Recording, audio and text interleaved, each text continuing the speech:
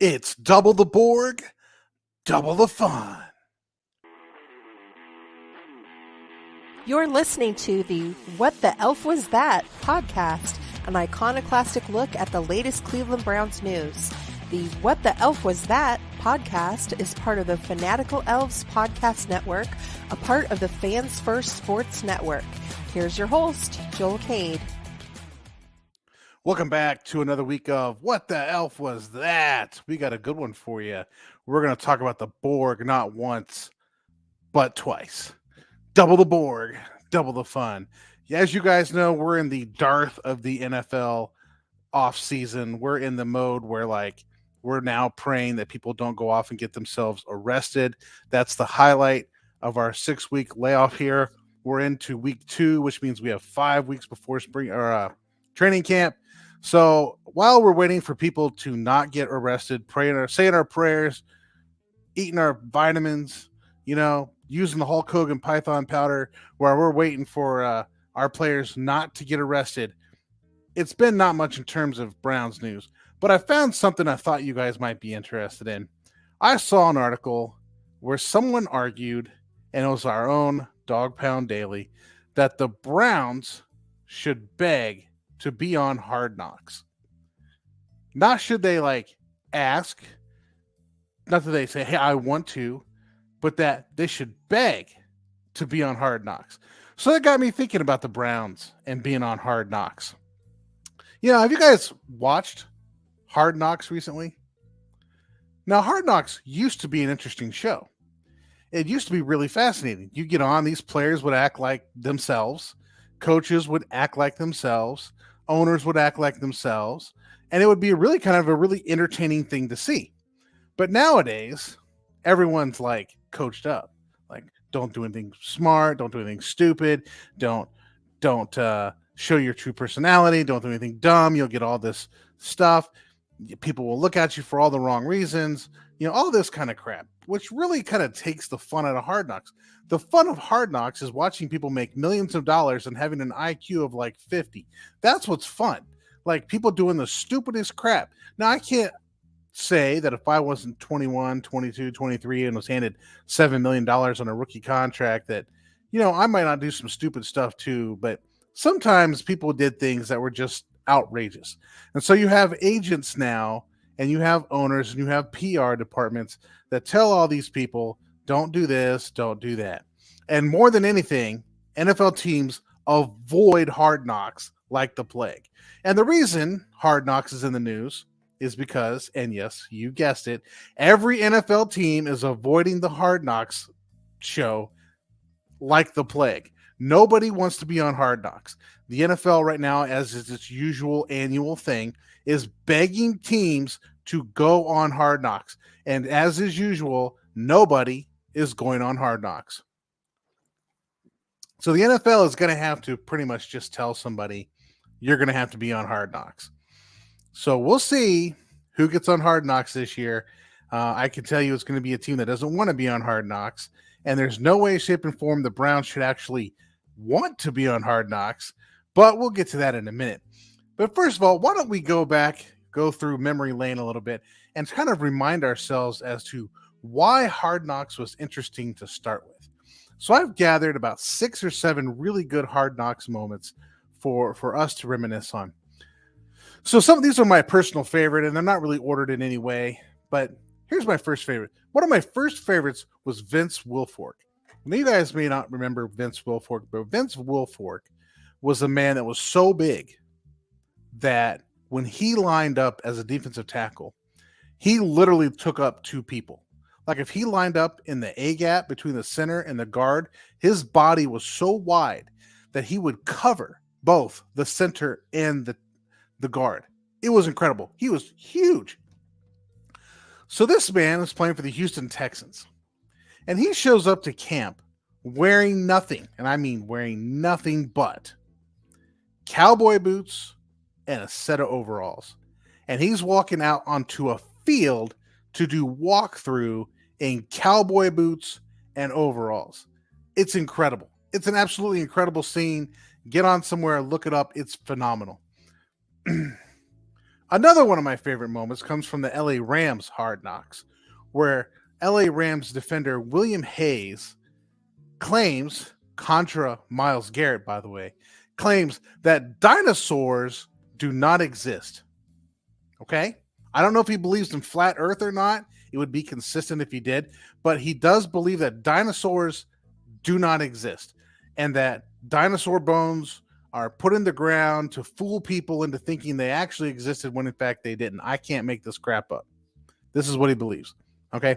On the other hand, he believes that mermaids are absolutely real. Look this up. It's phenomenal. You got these people who dress up like mermaids. There's a whole culture of these people showing up to Rams camp to like hang out with William Hayes because they're real. Mermaids are absolutely real. We have no evidence to prove that they're real, but they're real. But dinosaurs that we have evidence to prove that actually existed, those things don't exist. Then there's the not so great moment in where Chad Ochocinco Johnson was literally arrested on Hard Knocks. He was with, I believe, the Dolphins at the time, and Dolphins were on Hard Knocks, and he got into a domestic altercation where he was alleged to have headbutted his then wife and got arrested for domestic violence. And then there was the scene on Hard Knocks where he got cut. Now, the reason I like this moment, because as a Browns fan, I have watched Chad Ochocinco play for that team in Cincinnati, and I just think it's something worth watching to see Chad Ochocinco get cut. All right. Now we're down to possibly my two favorite, okay? One is Ethan Westbrook. Now, I have a picture for you on this one. Ethan Westbrook, during Rams camp, decided that he was going to get a tattoo on his face. For those of you watching the video, there it is. There's Ethan Westbrook with a tattoo on his face. Now, the reason he got the tattoo on his face was because, and I'll quote this for you, I was just like I might as well go ahead and get it on my face because if nothing else, it will help motivate me to be either a guy that has a tattoo on his face looking for another job, or hopefully I make it in the NFL and don't have to work too hard to do something else. I don't feel that it's a bad thing now. I don't regret it. It speaks for itself.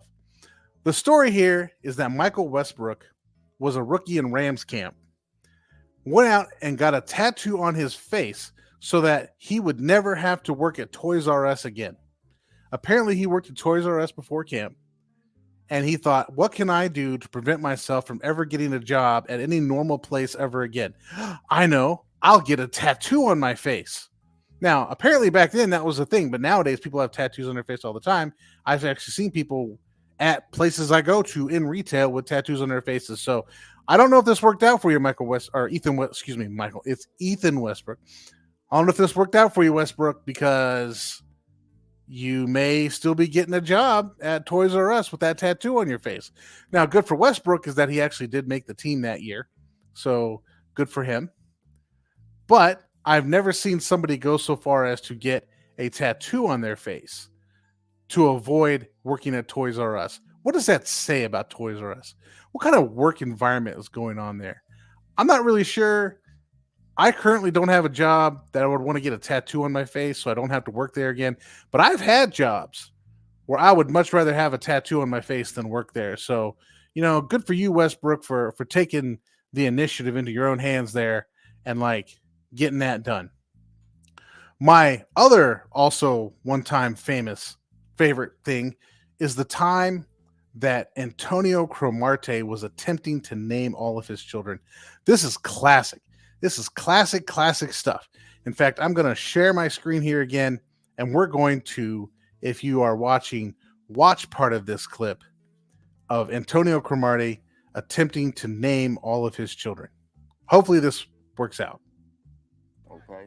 When you're on the football field, you have to turn, all the aggression on. But as soon as you leave and get home, you got to be that father figure, that husband. What's wrong with your hair? What is going on with your hair? We got Alonzo, who is 5. I have Karis, who is 3. I have my junior, which is 3. I have my daughter who just turned 3 as of yesterday. I have another son named Tyler. He turns 3 in December. I got another daughter that was born October 16th named London. Another daughter that was born named Leilani, who's 2 years old. And I have my newborn with my wife. Her name is Jersey.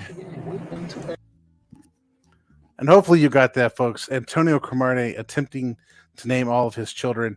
If you didn't hear that, let's just say he struggled. He has a lot of kids that are all about the same age, and apparently he's giving the impression they're all from the same woman. I don't know if this is true or not, but this is why we watch Hard Knocks. Not for the crap that it's become, but for stuff like this.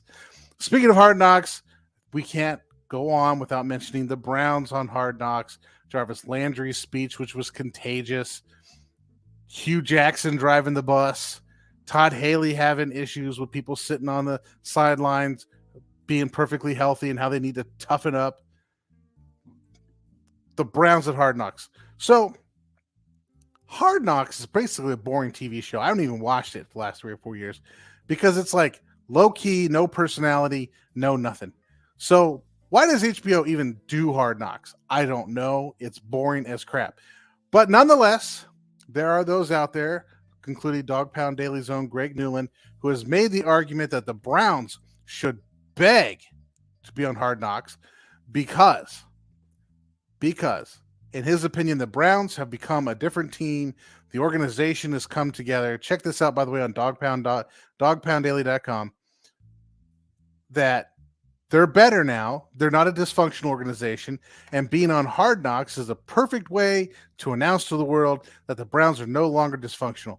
It puts the drama behind them, can reintroduce the Browns to America as a fully functional team. And most importantly, it'll give good publicity to Deshaun Watson, who, by the way, needs good publicity. I'm just going to point out all that stuff, the drama, introducing the Browns to America, Deshaun Watson getting good publicity, all that happens if the Browns win. If the Browns win, all that happens, whether or not they're on Hard Knocks. So I appreciate your opinion, Greg. I would much rather just see the Browns win as opposed to try to do a PR game. I'm never for the PR game. Plus, you don't want the PR game to end up with some Browns player attempting to name their children and having no idea who their kids even are. Right? We've seen that story. We don't need that to be a Browns player played over and over and over again, not knowing how to even name their own kids. All right, I promised you double the Borg, double the fun. Speaking of all this, it has come to light. Let me get my cue this up for you, everybody. Are we ready? Your culture will adapt to service us. Resistance is futile. Let's do that again. We are the Borg. Your culture will adapt to service us. Resistance is futile. The Borg, ladies and gentlemen, are at it again. I would have spoken about this last week, but I wanted John Suchan to come on and talk about my other favorite topic, which is NFL gambling. But today we're going to talk about the San Francisco 49ers have come to an agreement, a settlement on a civil action lawsuit, a class action lawsuit about their data breach. Now, for those of you who have not been paying attention to what's been going on with this one, and I get it. There are so many lawsuits against the NFL right now. There are so many things that they're doing that is just blatantly illegal and blatantly a violation of everyone's trust that it's hard to keep track. So this is the one from the security breach back in February of 2022, where the San Francisco 49ers had a massive security breach and released credit card, social security numbers, phone numbers, addresses, anything you can think of for 20,930 people that have either purchased tickets, worked for them, gave their information to them to be a part of a mailing list or anything. All that data was breached. Okay. So they decided to wait 6 months before they told anybody that their data was breached. So here we have this massive data breach. Probably somebody sent an email. They probably got this little phishing email, the stuff that your security people at your job tell you not to open, to not give access to. If you don't know what it is, just delete it. If you don't know what it is, send it to the secure email where like the IT people will look at it. Well, some moron in San Francisco decided that like, hey, let's check this out. Let's do this. And in the meantime, 20,000 people had their social security numbers plastered all over the dark web. Then the 49ers sat on it and didn't tell anybody until someone, I'm not going to put their name out there, until someone said, hey, I got a notification from my credit monitoring company that I pay for myself that my social security number was just sold on the dark web. Now, if you don't know what the dark web is, that's a whole nother thing. This is the part of the internet where like not good things happen. It's not the part of the internet you actually access through the World Wide Web. These are more like news groups and whatnot that are like lists, and you just secured to this computer. There's no web browser kind of situation, right? It's just information out there. So that their social security number was sold on the dark web. The NFL said nothing. The San Francisco 49ers said nothing. For 6 months, almost 21,000 people had their information out on the dark web and had no idea this was out there. So you know what happens, right? They get together and they sue you.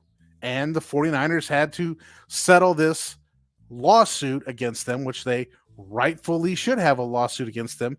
So I'm going to tell you one thing. Be careful when you give your information out on the internet, your credit card numbers, your social security numbers, all that stuff.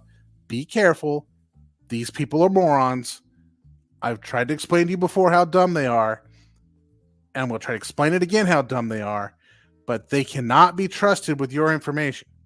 So it came to light only after a former employee found that their social security number was sold on the dark web. So they decided to sue. And as a part of the settlement, here's what the 49ers have to do as a part of the settlement.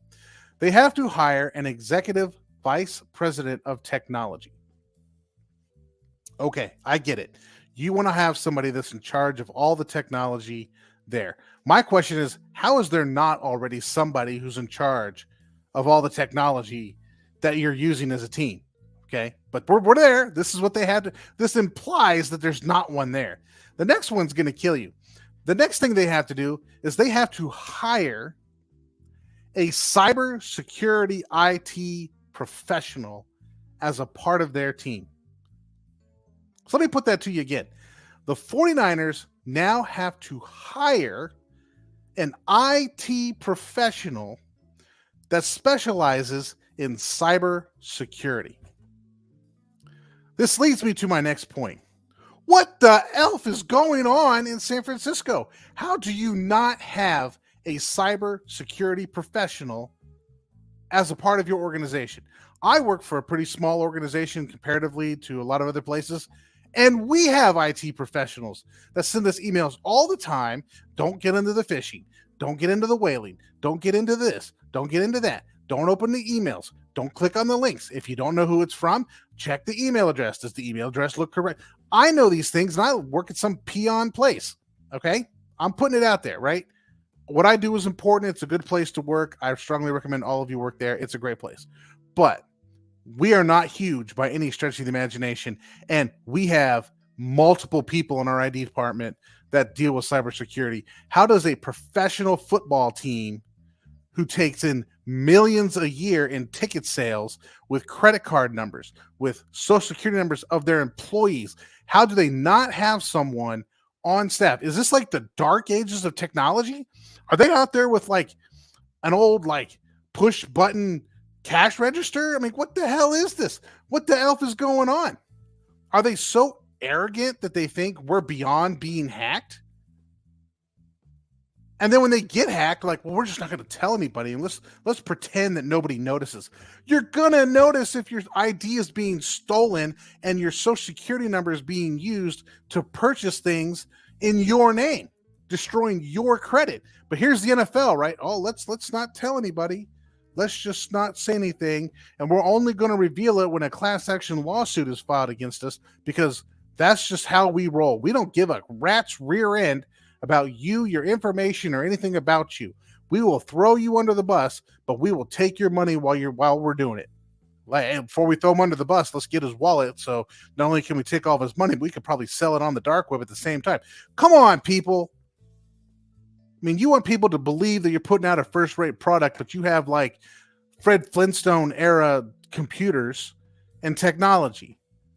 I mean, are you like running in your car to work out there? What the elf is going on? So, word to the wise, don't buy football tickets through the San Francisco 49ers. Just don't do it, because you're not going to get, I mean, do you want your crap sold? Of course, now they probably have an IT professional, so you might be okay. But I don't know what kind of era they're living in, but good God. All right, people, we got to have a break. On the other side of the break, we're going to go into segment Dose of the Borg. And it's a long one. And it's just for you. So, hang on after the break.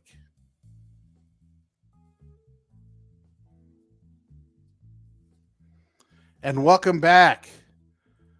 Welcome back to What the Elf Was That? We've talked about the Borg not protecting your information when they get it. We've talked about Hard Knocks, this relic of a TV show. But we're about to now get back to the issue du jour, and it involves these people. We are the Borg. Your culture will adapt to service us. Resistance is futile. So you may have noticed, if you've been paying attention and listening to my podcast, we've been talking about gambling in the NFL for about a month now. Probably the last 3 or 4 episodes. We've been talking about gambling in the NFL. Well, now the NFL has decided that they need to do something about this. So let's rehash what's been going on. The Athletic. Now, I like to rag on the Athletic here in this podcast, but they actually have some good articles and some good things we're saying. And at this time, I think the Athletic has been ahead of the ball game. They've had articles from Kalen Kaler and Bob Kravitz on gambling, the NFL's gambling policies, how they don't make sense, how players are being suspended, and why players are being suspended, and how this is working, how owners own a lot of these gambling processes, how the owners are attempting to put gambling sites in NFL stadiums, how the owners are advertising gambling because they have ownership stake in these gambling services, advertising and pushing gambling onto the fans to another way of just taking your money, essentially, right? They're the Borg. You will be assimilated. You will give us all of your money. So the Owners Act are a part of the gambling problem. They're pushing and pushing and pushing and pushing and pushing the gambling. The problem is they have inconsistencies in their gambling policies. So I'm going to go over their gambling policies, and then we'll go over what is going on as we need to talk about it today. So the NFL has inconsistent gambling policies. They've already suspended several players. One of the issues on the Athletic by Kalen Kaler is that players aren't very well educated in terms of what is actually going on with the NFL policy. Players aren't very well educated. It's kind of taught as an afterthought. It's not very out in front.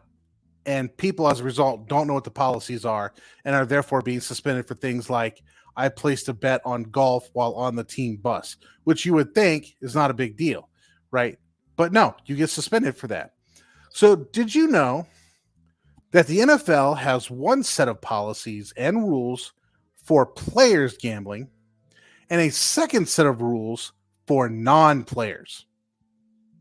Which obviously is confusing as crap, right?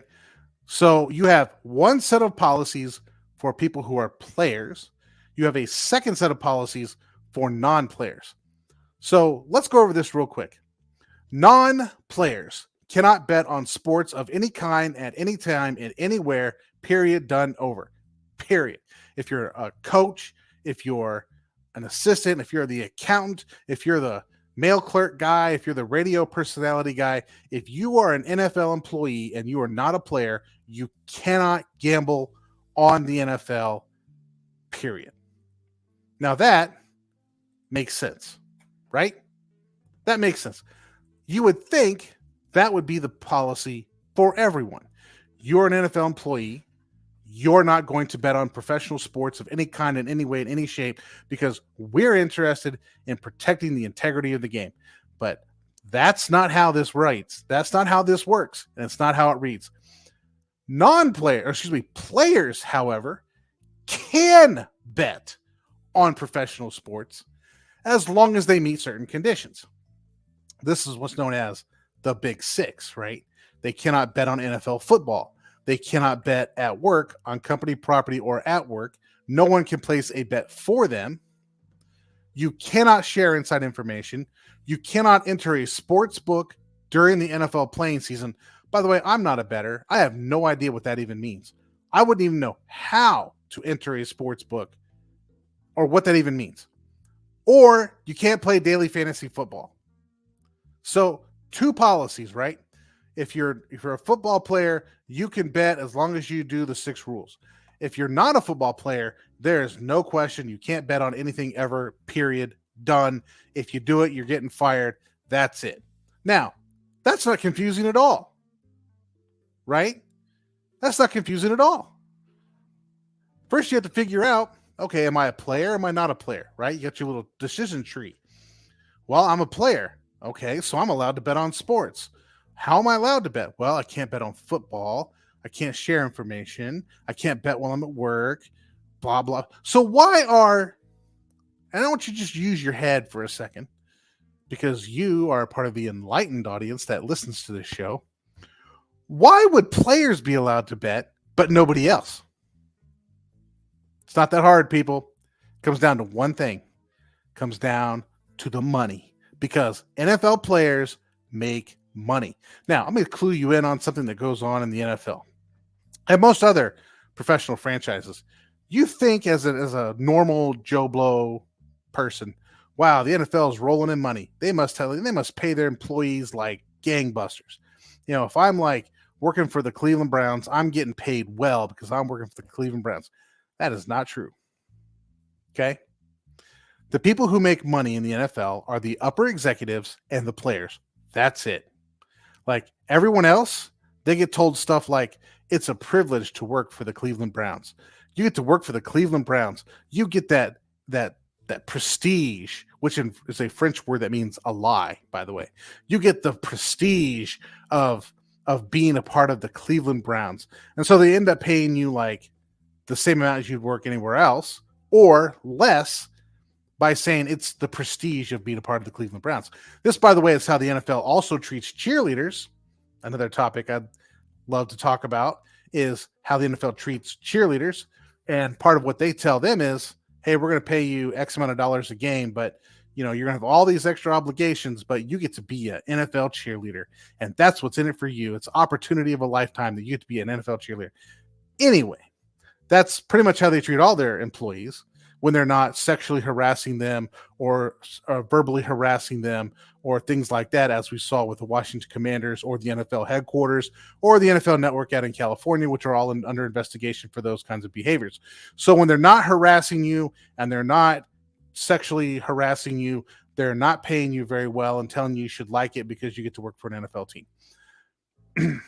So the only people that make money are the owners and the upper level executives who have investment into monies bound up into gambling apps, and the players.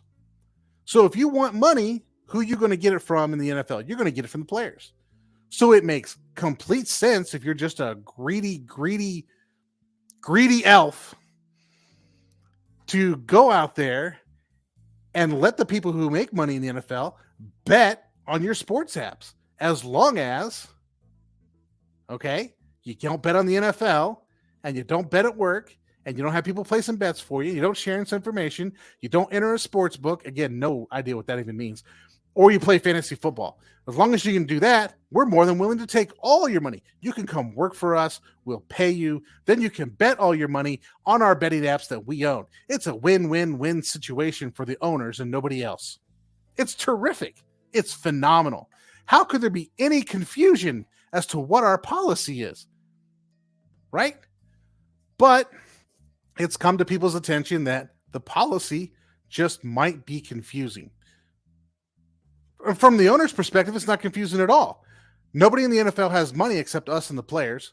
So nobody else is allowed to bet because we have to protect the integrity of the game. But the other people who have money, we're going to let them bet. We're going to get their money somehow, some way, some shape or form. And we're going to let them bet as long as they don't do it at work, because if they do it at work, it's going to look like things are not on the up and up. So we can't let them bet at work or on the NFL. But everything else, go bet on the golf, go bet on baseball, go bet on this. We want your money in all those kinds of ways because we know you make money and you have money to bet. So you're allowed to do it. Okay, that's the policy. Now that I've explained the policy, now we know what we're dealing with the owners. So because the NFL is a purely reactive entity and not a proactive entity, and by that I mean they wait for something to blow up, then they show up and say it wasn't us, it was those nasty players, and they blame somebody else. They never take responsibility. I mean, look at this Ray Rice thing where terrible incident where he's beating up on somebody in an elevator. They go out, they suspend him for a couple games. The video comes out. People get all outraged. Then they suspend him for an entire year. And then like Ray Rice has to go in there and like argue back. And then the courts side with Ray Rice because the NFL got no new information. They just had to react to some kind of outrage that was given. This is why anything happens in the NFL and people get mad, the NFL immediately walks in and indefinitely suspends somebody. It's about damage control. That's how they work. They wait for something to happen, then they deal with it. And now that people are being suspended, and the Athletic, and I'm giving credit to the Athletic where it's due, they're bringing this issue out into the front. Hey, these players are not being educated. There's a double standard. You have owners invested in apps convincing people to gamble. The only people who are allowed to gamble are the players. Nobody else can do this, but why do we have two double standards? So the NFL has to come out and do damage control. And so here's a perfect opportunity for me to educate you, the enlightened listener, as to exactly how the NFL operates when it comes to damage control. So how does the NFL do damage control? The first thing they do is they get their talking head of choice. Usually this is one of their low-level grunts like Ian Rappaport or Rich Eisen. They get one of their low-level grunts to go out on the NFL Network, get that goon to go out there and say something, and then everyone says the exact same thing, right? Let's get some low-level goon to make some statement. They did this, by the way, with Lamar Jackson, right? Ian Rappaport, that goon comes on. The owners are not colluding against Lamar Jackson. And then like every sports outlet, the owners are not colluding against Lamar Jackson. And like collusion never comes up again. It just magically disappears. So what the NFL doing right now is they're going to magically make gambling disappear. So they send their let's say a mid-level goon this time. They send out a mid-level goon to be on Good Morning Football. Now, let's see if we can get this one to work. The mid-level goon comes out to the NFL Network, onto Good Morning Football on the NFL Network, and basically says, hey, this stuff's going on. The Supreme Court shot down the rule that says you can't gamble. So society is out there. Gambling's out there. It's a thing we have to deal with. It's going on. We're trying to educate our players because the rule is simple. Don't bet on football. There's no confusion. It's perfectly clear. There are 6 conditions, and throws the 6 conditions up on the screen, right? Says, hey, it's pretty simple. Follow the 6 rules. Don't bet on football, blah, blah, blah. We've talked about it a bunch of times. And we have to do this now because society out there says it's okay to gamble on sports. And we in the middle, the NFL, are in the middle attempting to do the right thing. We just want to make sure that our players are educated. They know how to handle this because society has said that it's okay to gamble. And in this whole process, the NFL is pushed off as this passive, this is happening to them, as opposed to them being, which is the real truth, which is we're actively seeking people's money. This is portrayed as something that's happening to the NFL. And they're the victims. And they have to watch out for their poor, innocent players who they're trying to protect in the process. All the while, they're suspending them as soon as they bet on on company property. And who cares if the NFL officials are as rotten and dirty as you can get? Long as the players don't look like they're betting on NFL games, it's okay. And my God, if the players bet on a golf game while on a team bus, we're going to get rid of that dude straight out. So now the narrative is set, correct? We have the mid-level goon on the NFL Good Morning Football, and now the words are out there. The narrative is set. So then, as you would expect, everyone is following suit, starting with The Athletic. James Boyd of The Athletic on June 20th, that would be yesterday as of the time of this recording, writes a piece explaining all the things the NFL does to educate their players on gambling, including, by the way, a testimonial by Isaiah Rodgers, I think it's Isaiah Rodgers II, I believe, of the Colts, who allegedly bet on the Colts. And the article quotes Rodgers as saying, "I made an error in judgment, and I'm going to work hard to make sure that these mistakes are rectified through this process," Rodgers wrote in a statement. "It is an honor to play in the NFL, and I have never taken that lightly, and I am very sorry for all of this." So you can get on The Athletic, ladies and gentlemen, and read all about how great the NFL is and how this is a pandemic crap in society. The Supreme Court has unleashed this evil into the world, and the players are falling victim to this evil, but they know the rules. They've been educated. They know better. Look, we're going to trot out our most famous offender, the guy who bet on the Colts. We're going to show how he's saying, like a little puppet, that, hey, I did this. This was my fault. I knew better. And it's all great. Just following the line, right? The mid-level goon set the narrative, and here comes the reinforcement of the narrative. Not only is it simple, players know it, and the biggest offender knew what he was doing and knew the rules, and he's sorry. So it can't be anybody else's fault. It's just something that's happening in society, and the NFL is trying to fix it. Company line. There it is. You also have Stephen Holder from ESPN on June 20th doing the same thing. Here's all the ways the NFL is educating their players on gambling. But adds, and here's the key, furthers the argument of Mr. Boyd of The Athletic. He furthers this by saying the rules are very straightforward and they're very clear. There are no ambiguities, and it's extremely, extremely clear. Any individual that works for the NFL knows exactly what the rules are and how they're supposed to work. Now, I'll be honest, again, I've pointed this out. I have no idea what a sports book is, and I've been following the NFL for I don't know how long. I don't gamble, so that's probably it. But I'm telling you, the rules I explained to you earlier are not that simple. But, you know, this is how it works. You get the mid-level goon to come out, then the Athletic, then ESPN, then Bleacher Report.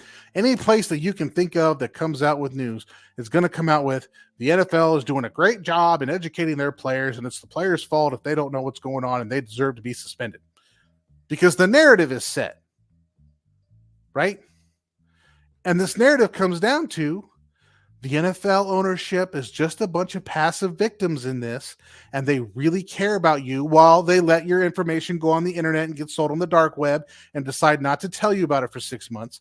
And they're the passively attempting to protect the players while they suspend them and run them up the roof for betting on golf in the middle of a team bus outing. One hand is saying crap while the other hand's doing something completely different. The two don't make sense.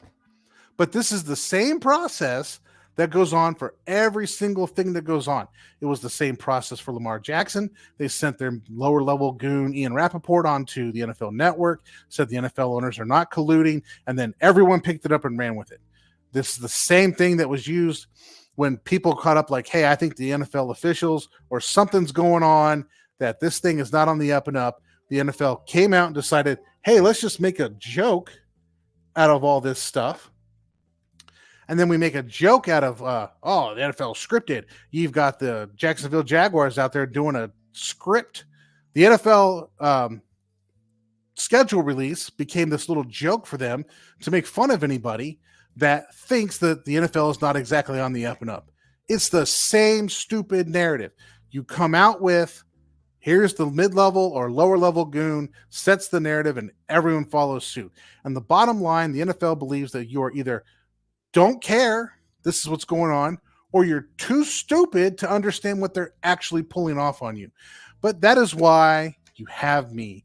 I'm here to sift through the stupidity of the Borg, to point out to you exactly what the Borg is doing, exactly how they're doing it, and why you should be aware this is what's going on. The Borg do not have your best interest in mind. They are not interested in you. All they want is your money. Period. That's it. All they want is your money. And they will create bifurcating processes, one for this NFL employees that don't play and one for the players because the players have money and we need to get their money. The NFL owners are the Borg. They work as a collective for the good of the collective, and they will like put their PR machine out there to make you believe that they actually care and on the up and up. Nothing is ever their fault. Whatever. They are the Borg. We are the Borg. Your culture will adapt to service us. Resistance is futile. Thank you for listening to the What the Elf Was That podcast. Please like, subscribe, and tell all your friends to give a listen.